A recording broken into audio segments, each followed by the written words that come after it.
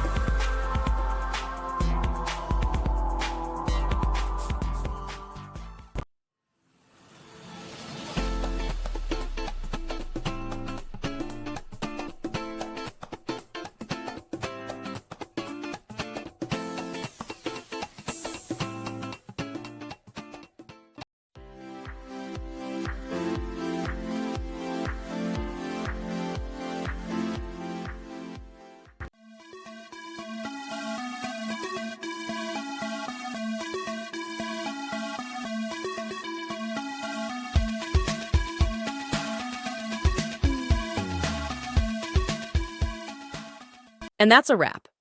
I hope you found the answer you were looking for. If you did, take a second to hit that subscribe button. It really helps out. And let me know in the comments which solution worked best for you.